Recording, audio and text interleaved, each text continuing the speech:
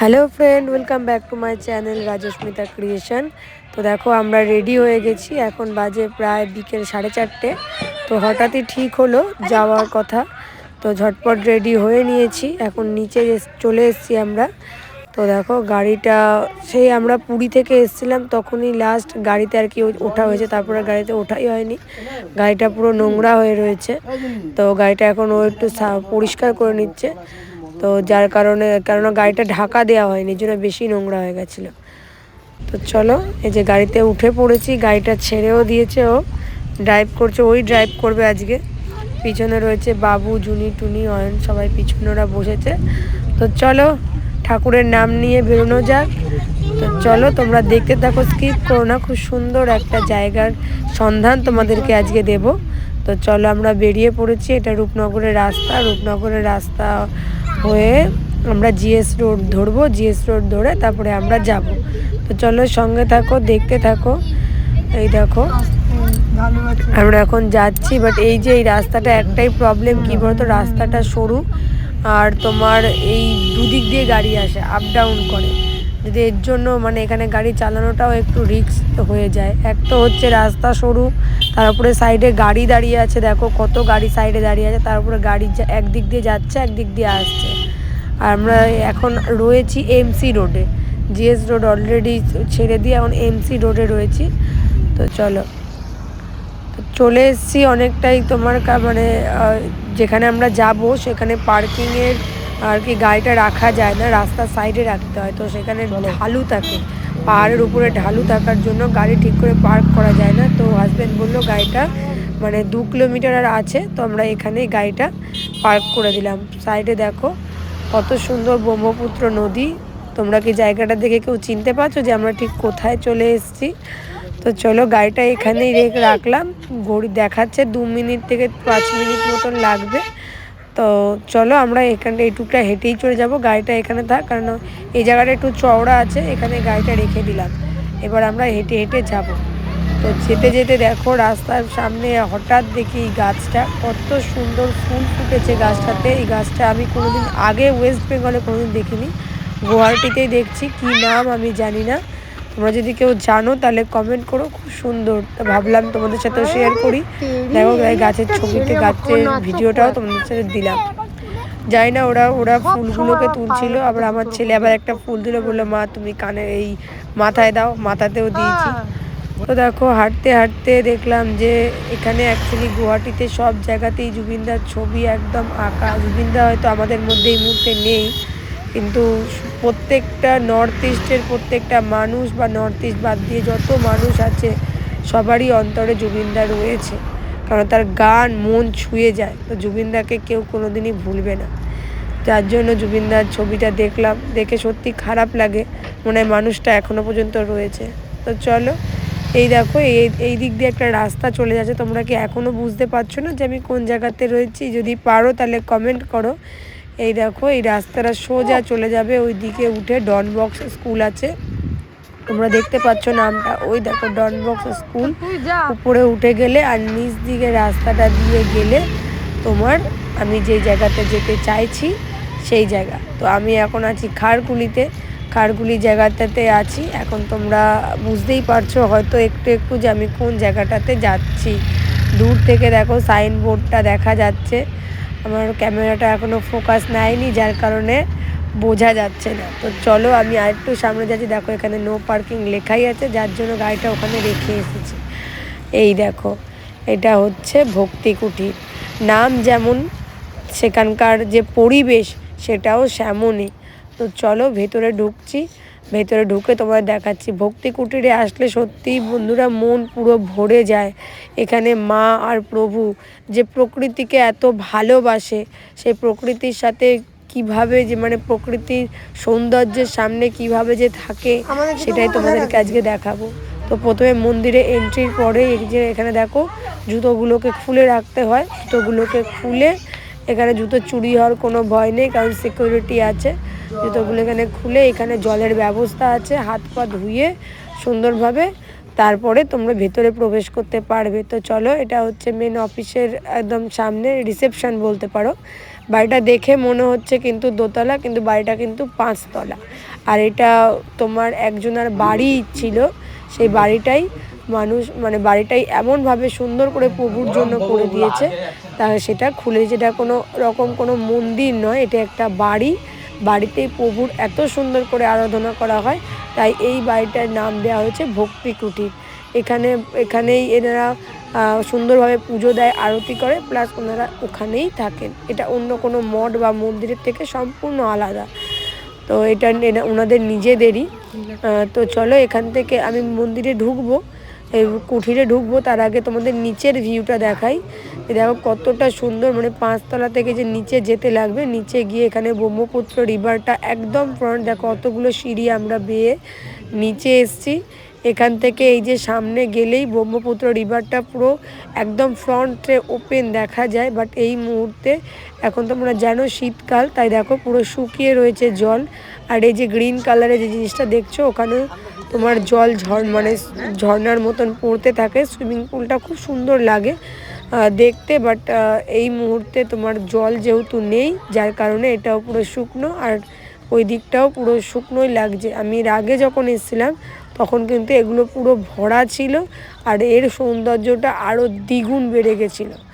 তো যাই হোক, অসুবিধা কিছুই নেই, কেননা প্রকৃতির নিয়ম তো বলো, প্রকৃতির একটা নিয়ম আছে, সেই নিয়ম অনুযায়ী সব চলবে। তো যাই হোক, যখন আবার ব্রহ্মপুত্রের জল ভরে যাবে তখন আবার দেখবে এইখানটা আবার এগুলো চালু করে দেবে, সুন্দর লাগবে। তো এই দেখো ওরা রয়েছে প্রায় তোমার 3rd ফ্লোরে। এটা হচ্ছে ওই যে ব্রিজটা রয়েছে, দেখো নিচে পুরো গ্লাস দেয়া ব্রিজ, মানে যেই ফ্লোরটা রয়েছে। তো ওরা ওখানে বসে আছে। তো চলো, ওইটাই হচ্ছে মেন ভক্তি কুটিরের আর কি ফ্লোর। তো এইখানটা তোমাদের সাথে আমি দেখালাম। এবার আমরা উপরটায় যাব। তো চলো সরাসরি যাই, মায়ের দর্শন করাই তোমাদের সাথে, প্রভুর দর্শন করাই। অনেক তো দর্শন হলো, এই দেখো উফ অসাধারণ সাজিয়েছে মাকে আর প্রভুকে, দেখতে এত সুন্দর লাগছে না, মন ভরে যায় একদম, চোখই ফেরাতে পারবে না। তোমরা একটু ভালো করে দেখো, সবাই বলো জয় শ্রী রাধা কৃষ্ণ, হরে কৃষ্ণ হরে কৃষ্ণ কৃষ্ণ কৃষ্ণ হরে।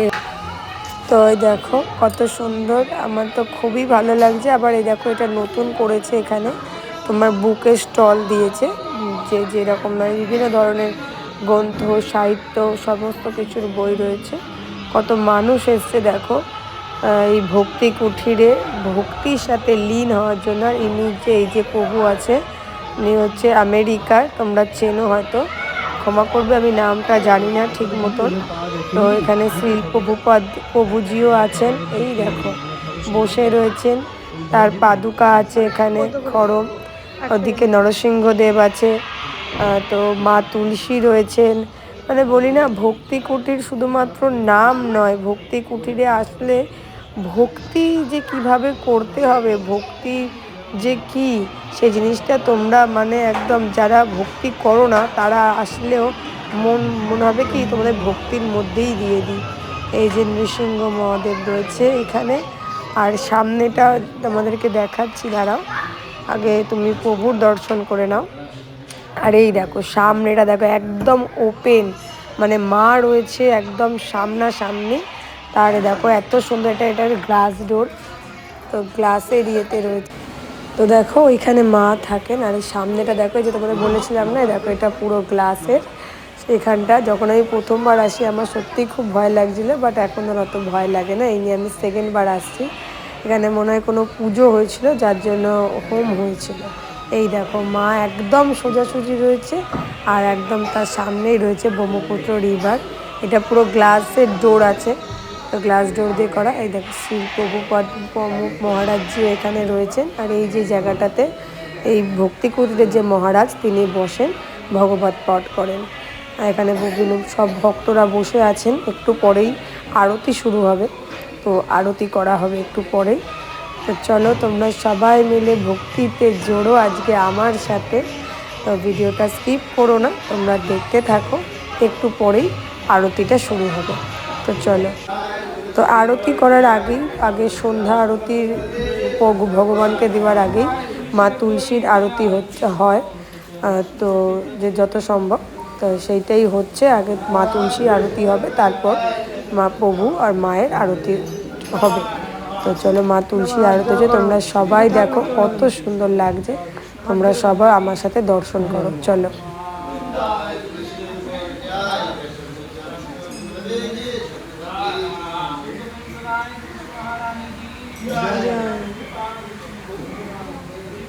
জয়।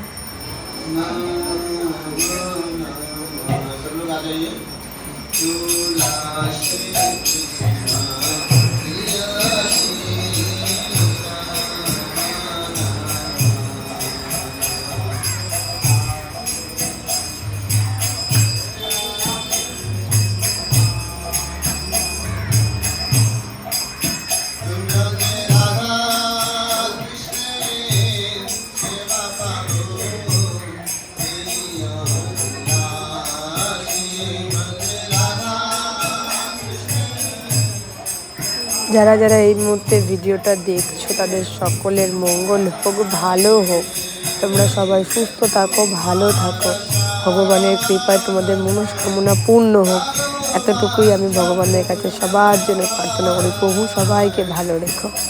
তো সবাই বলো হরে কৃষ্ণ কৃষ্ণ কৃষ্ণ হরে হরে, হরে রাম রাম রাম হরে হরে।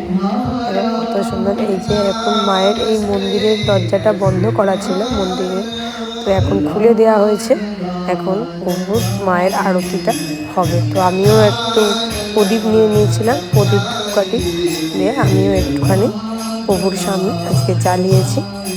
তো এখন আবার যেহেতু আরতির সঙ্গে সঙ্গে কীর্তনও হয়, তাই কীর্তন হবে, সমস্ত কিছু রেডি করছে। তো দেখো, তো তোমরা পুরোটা দেখতে থাকো, তোমাদের ভালো লাগবে।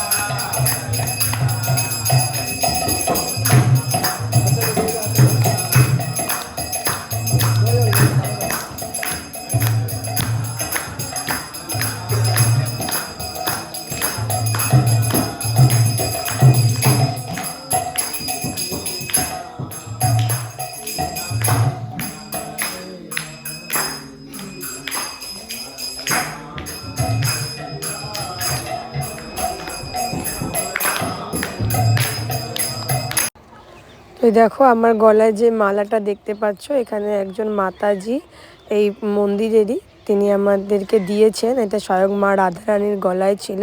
তো এটা পেয়ে সত্যি আমরা খুবই খুশি। তো চলো, এখন বাজে সন্ধ্যা প্রায় 8:45। তো সন্ধ্যা বলবো না, রাত্রি হতে চলেছে। এখানে 8টায় প্রভু সায়ন আরতি হয়, তো সেটা আর দেখা হলো না, কারণ অনেকটা লেট হয়ে যাচ্ছে। তো চলো গাড়ির দিকে এগোই। তো ফাইনালি গাড়িতে দেখো উঠে পড়েছি। এখন বাজতে যায় প্রায় 8টা, ওই 17-18 হবে। তো চলো আমরাও বাড়ির দিকে রওনা দিই, তোমরাও ভিডিওটা দেখো। তো দেখা হচ্ছে পরের ভিডিওতে। Bye bye.